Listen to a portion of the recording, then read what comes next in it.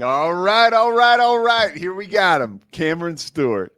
He is with us after a big weekend. We just talked to his partner in crime, Matt Mosley, who Cam will be alongside here in just a few hours. Can't wait. Cam, let's start with what's hot. Okay, as far as college football is concerned, you're the host of Locked On Baylor. A lot of scuttlebutt in the Big 12. I can't even begin to tell you the communication from the conference to us, who for this Big 12 show we're doing this week about like what we're staying away from. But it is Really, yeah. I mean, they can do that. Yeah, dude. I mean, it's their show, and I get it. In my opinion, they'd never let me say this.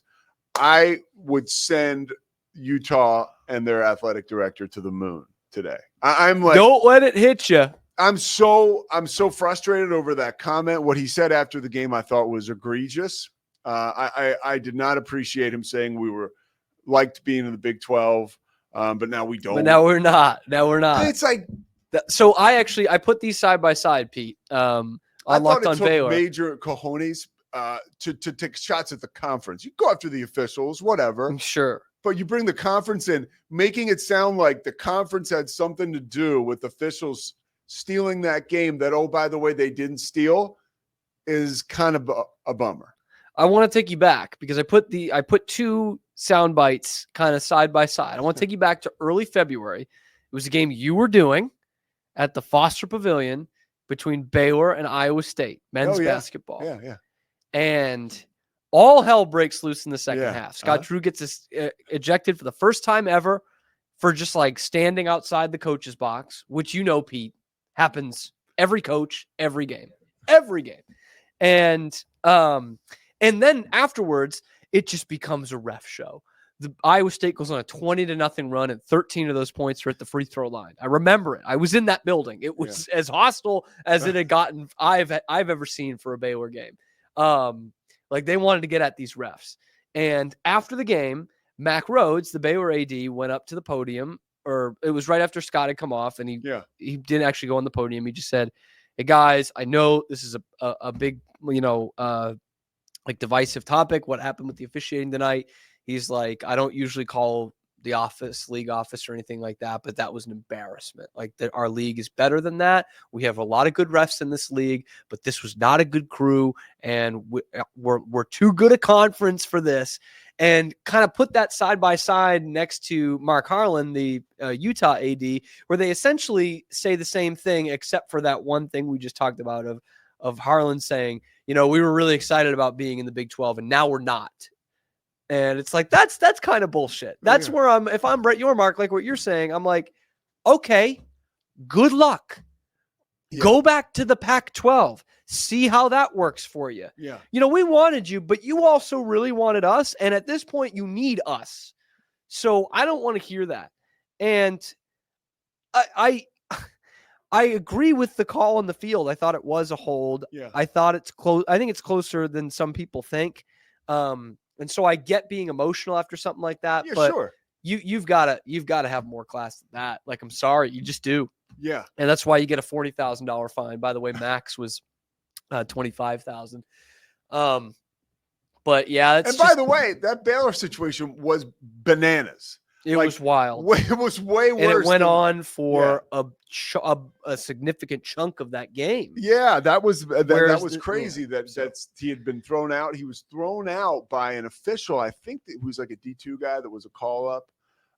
Is that what it was? It was a guy he had been suspended by a conference before. I remember not Kip Kissinger. There was another guy who was ref in the game who had a kind of a rough deal, a rough year. But there was a guy on that crew who was like brand new, and that was the guy who had gotten involved. Jeb Hartness. Is that who it was? Yeah, that's the one who ejected Scott. Yeah. So, and you don't hear that name hardly ever, right? No, I couldn't remember it when I was doing Locked On Baylor yesterday, but somebody in the comments did. So he was Scotty V.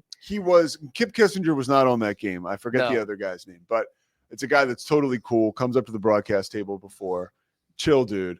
Doesn't matter. It doesn't mean he's a good ref, but I like him. Well, yeah. But that's what we do as journalists, by the way. We're very Trump-like in that. Well, if you like us, then we're probably going to go to bat for you. Is she attractive? I mean, she's not nasty. Yeah. She's great. Yeah. So what about so a couple things about that game. One, and our buddy Drake Toll and I were sharing the same brain on this because I listened to Locked On. Big 12, yeah. Locked On Big 12. Well, not to be confused with my show. Locked On Baylor, which I also listened to yesterday. I know.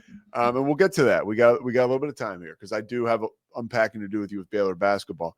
I agreed, like, two things. Once ESPN, it was not ESPN's fault, but Dave Fleming was calling the game, and he was calling it with Brock Osweiler, and they noticed the flag, but it was like if I remember correctly, like the graphic wasn't on the screen, like it didn't get like. So it seemed like it was like a shot. That it was done. Yeah.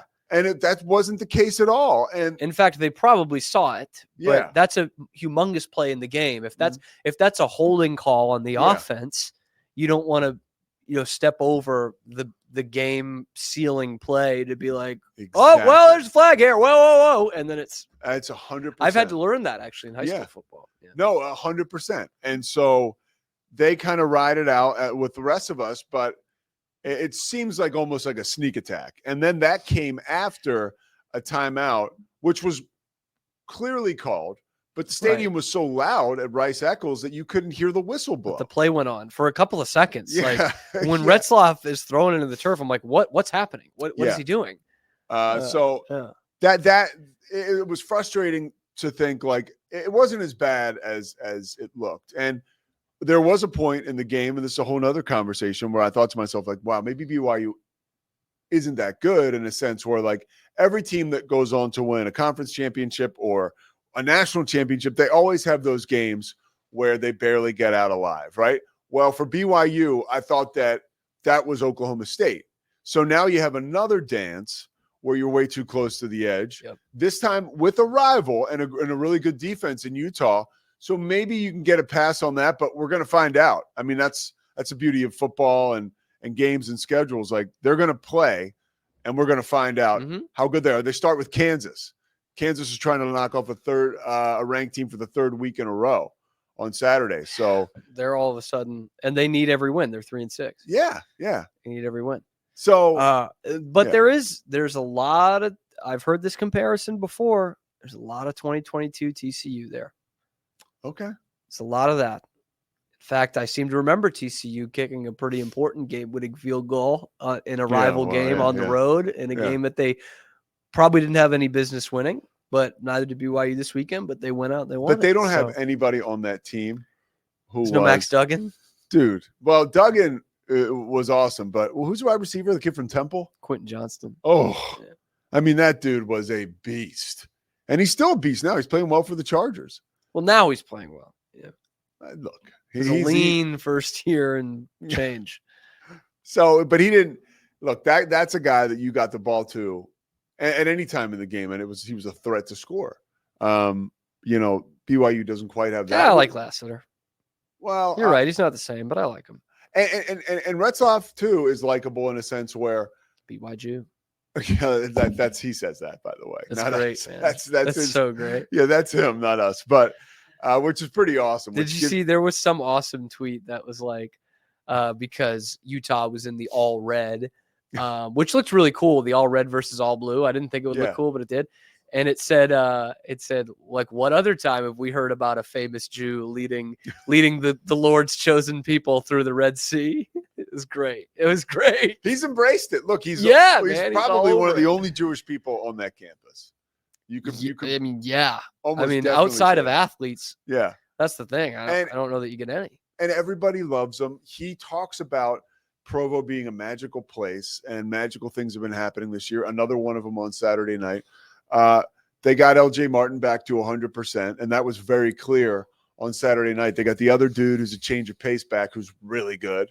And defensively, they seem to be in the right place all the time. So, and by the way, you get big props too if you're Jay Hill, their defensive coordinator, because they didn't. I don't know that Utah scored again in the second half or scored another touchdown. They did not score a point in the second half. Yeah, so I mean, that's great adjustments, and you take that. No, it's the refs. Yeah. No, trust me, Pete. It's the refs. They shut out Utah in the second half. Cameron. Yes. All right, you were at the game on Saturday. Baylor. Baylor, Yes. Arkansas. Yeah. Um, An old SWC. Now, you London. brought up an interesting point. I mentioned I'm calling the game radio tomorrow on Sam Houston Baylor, and it's really cool. You brought up a really good point that they played zone the entire game against Arkansas. One, because Arkansas can't shoot the three, and two, because Gonzaga ate them up On the switch, man. When they went man to man. How do they look in this zone, and do you think they'll continue to play it? It looks great in it, and yes, I think they will. But is there a specific coach you can point to as the architect of this? Of this zone? Yeah, I mean, it's really Scott. Okay. The amoeba zone is what they call the it. Amoeba defense, UNLV. Yeah. You know that, right? That's what Tark used to run. Yes. So Tark, Tark would probably be the closest. I mean, there's obviously some Tark and some Jim Boeheim in there, but it's not. Boeheim was the 2-3, like the kind of classic quintessential. This is a little bit different. In fact, sometimes it's a 3-2, especially when there's so much of the game played out on the perimeter now. But I wouldn't be surprised if the game you're doing tomorrow, we see some more man-to-man switchability, just because Sam Houston is not at the level of the two top 20 matchups that they've had to start the season. So maybe they do try to figure that out, because some of that is, we talked about last Tuesday after they lost to Gonzaga, the chemistry, the talking, and like that is hours in the gym to get that thing right. The 2021 team was great at man-to-man defense. They'd also been doing it for a year plus. Yeah. So you might see some more tomorrow night, but I think I wouldn't be surprised if this becomes a pretty heavy zone team, which works really well for Baylor on the defensive end. I think that they did it at times last year. It worked really well, but I don't know how well it complements their offense long-term. What did you like the most about Baylor's performance Saturday night? I mean, it really would have just been defensively overall, but I thought they were aggressive while taking care of the basketball. They did not have many turnovers. 8, was that it? 8 on the night. Yeah. That's awesome. Yeah. That's awesome, because there were times last year where I was like, hey, if you can get down to 11 or 12, you'll win some more games. And here they are at 8 against the top 20 team, against the Calipari defense. Too. Yeah. And so they were also aggressive. Roach took the ball to the hole. Jaden Nunn was the most aggressive offensive player on the floor. I loved that for him, and it led to a big night. He led Baylor in scoring. 4 threes. Norchad was good at had a nose for the basket offensively. So they did all those things without throwing the ball around. I do like that aspect of things, but also I think what might have been part of that is that they didn't move the ball around quite enough. Okay. Baylor didn't. Yeah. Okay. And who do you put that on? Well, I mean, it's everyone. Okay. It's everyone. I would like to see Jeremy Roach take a little bit more of assertiveness, take more leadership of the offense on the floor, because he's the guy who comes in saying, nope, I'm a point guard. I played some 2 last year with the whole Jared McCain thing at Duke. But I'm coming here to be the point guard. I am the point guard. And they have had 22 assists in 2 games. Yeah. And I know it's top 20 opponents, but that's not good enough. And you see it out there when the game is played, especially in that first one against Gonzaga. There's just a ton of ISO ball. And I don't know that this team has the individual talent to do that, because you have to have like NBA talent to do that. There's not many college basketball teams that can play ISO all the time. And I just doubt that Baylor is one of them. And I on the rewatch counted either 8 or 9 possessions where either 1 or 2 guys touched the ball. That ain't going to do it. And in fact, Baylor was moving. That was more. Gonzaga, or that was? No, on Saturday. Okay. A game they won and never trailed, which, on paper looks great, but just that was the only real concerning part to me. And when Rob Wright was on the floor running the show, I thought their offense moved more. They moved more without the ball. So I don't know if that's all in Jeremy Roach or what, but there was more movement from what I saw when Rob Wright was out there. He played 17 minutes, I want to say. And I think it would be really intriguing to see what those splits would be if Wright was up to Roach's level defensively. to see how much they would be, how even that split would be. But VJ, you mentioned VJ. VJ played well. Yeah. I didn't think so, or I thought he was okay when I was actually at the game. Mm-hmm. And on the rewatch, I was really impressed. Body language at the game. Like, this is the team that they really got kicked in the nuts. Yeah. They were fired up. How do they look? How was the emotion? From what I could tell, it was pretty good. They were really into it. It didn't look like they were taking plays off on either end, even though there were some of those possessions where only two guys touched the ball.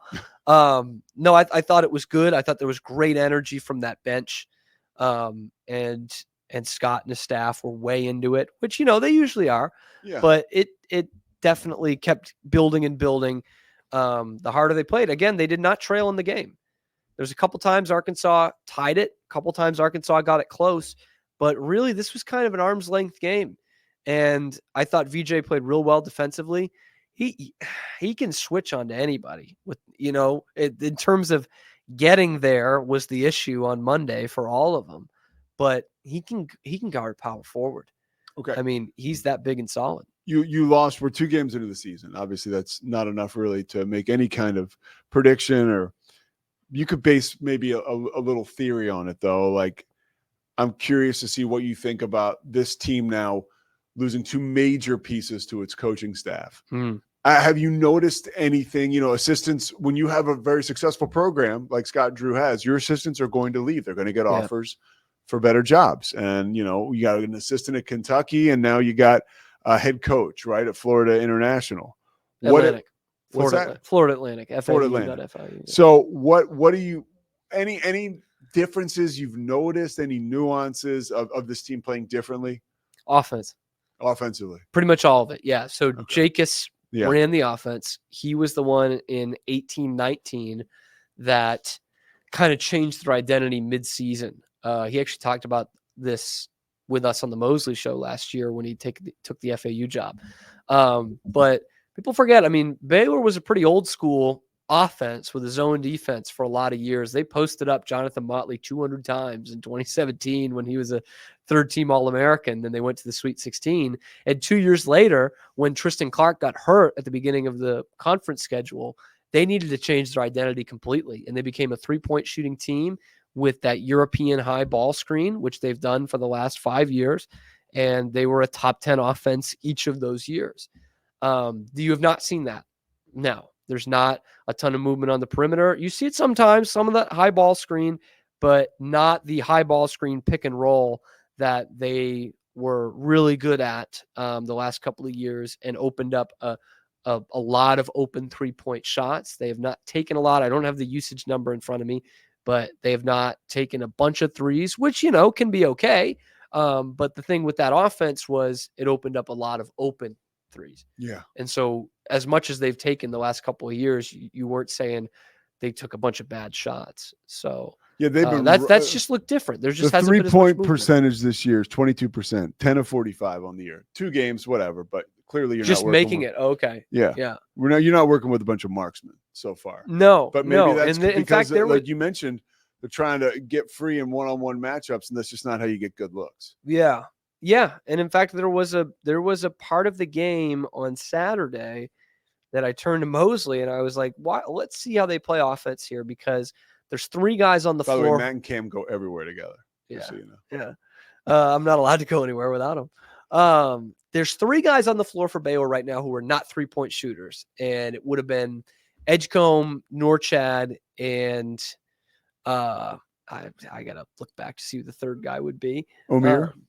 Norchad Omier, yeah. He was one of them. I don't know if it was Josh O. I don't know if they had played together, but it could have been. Okay. It was someone like that. Maybe it was Rob Wright, who's, a good offensive player, but I wouldn't fancy him as like a big-time 3-point shooter. And so I just remember thinking, like, they haven't had a situation like this. They haven't had a lot of lineups they put out there the last few years that they had 3 guys who you don't respect as 3-point shooters. Yeah. And it was okay, those couple of minutes. It wasn't long, but that's where I'm going to be intrigued because they have guys who can score on the inside, both at guard and with Norchad, to see how much of that 2-point percentage, 3-point percentage split is going to be a lot different than the last few years. Yeah, I'm looking forward to this season and what Baylor has to offer. One last thing, this is back to Utah and BYU. I wanted to bring this up. Did you notice how when they were trying to hurry up, whether it was Utah or BYU, that the official that was making sure that they didn't snap the ball ahead of time was out of shape and he couldn't get out of the way in time? Yeah, did you notice that? Yeah. It reminds me of high school games. I was like, dude, you got officials need to put a guy that's athletic there. Like that should be. Yeah, it should be a requirement. It matters. I think the same way about the police, but like, you know what I mean? Like, I guess they do something every year, but like, if you're not in shape, you can't do this job. And it's the same way with officials. I mean, those guys, most of them are in insanely good shape. Yes. Like the NFL level, especially, like that's not messing around. And like, girls too.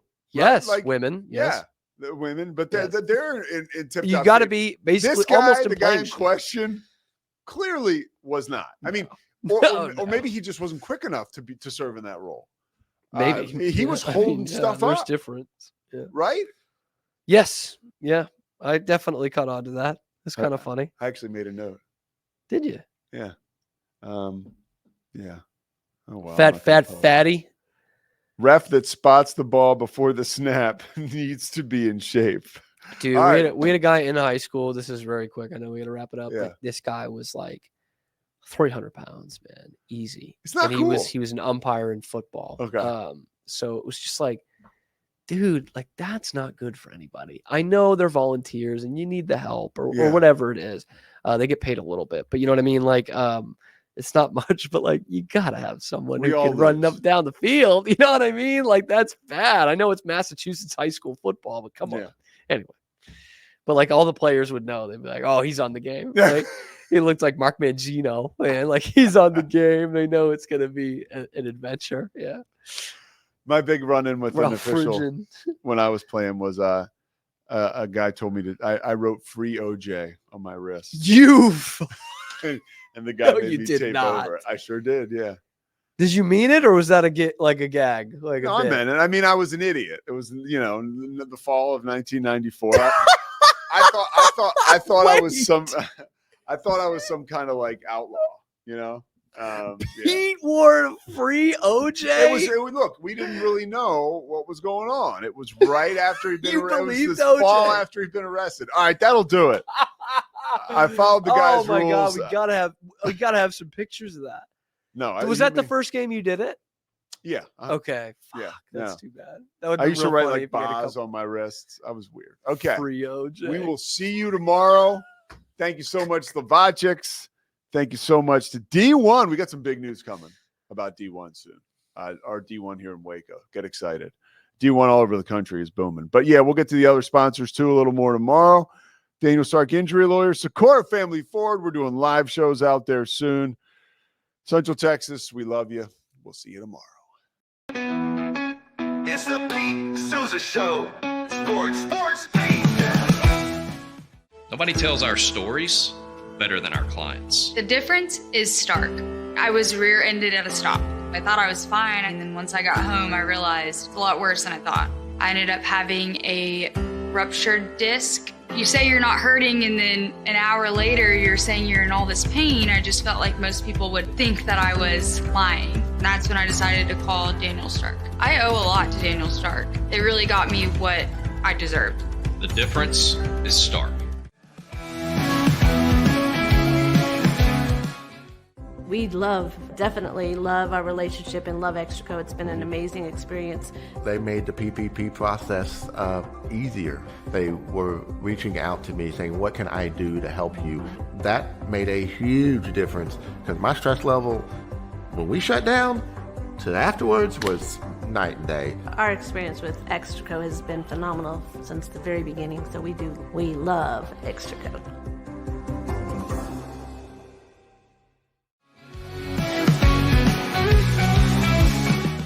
I mean, yeah, a new coach comes in, they're going to turn the roster. I think that's just we've got all these transfer portal stats and what Dion did and what Fritz has done. I mean, that's the deal, man. That's the game that's being played nowadays. Maybe a little bit unknown at quarterback. I mean, unknown to the rest of the world, but You know, he dove into the portal and got a guy who is super, super athletic.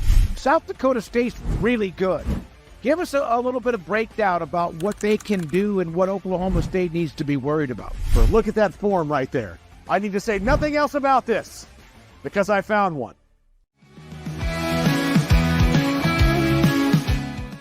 It is Matt Mosley, and it's the Obstructed View podcast, Rogue Media Network. I think they're learning that there's really no wonderful view of me. See, I feel like they think this feed's going to be really wonderful. There must have been no BS, like 20 scouts, 15 to 20 NBA scouts there to see him, and he was top 5. When your old number wasn't working, I went through various channels to track you down. So unfortunately, you can never get away from me. But I'm happy. No. I'm happy to have you today. No, thanks for having me. And you know we always family, no matter where I'm at. All is right with the basketball world. God's gift to the game of basketball, the Boston Celtics are back in the NBA Finals, baby. I don't think the Mavs did anything special. They played well enough to win and win pretty good. You know what I mean? Yeah. I thought the Celtics didn't show up to play at all, and maybe if they showed some fight in the second half, they would have lost by 15 or so. Is he in the Red Sox Team Hall of Fame? He is also in the Red Sox Hall of Fame. Something about this guy being in the Team Hall of Fame. Yeah, I did. So, deserved it, man.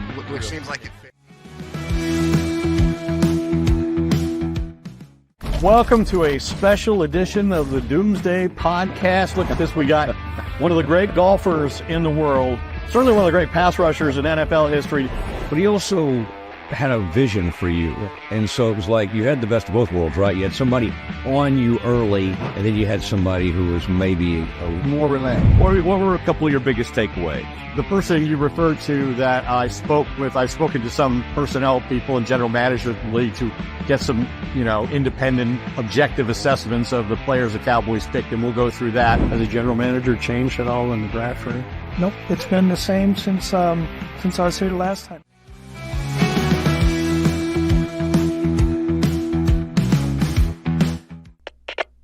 We are Rogue Media Sports.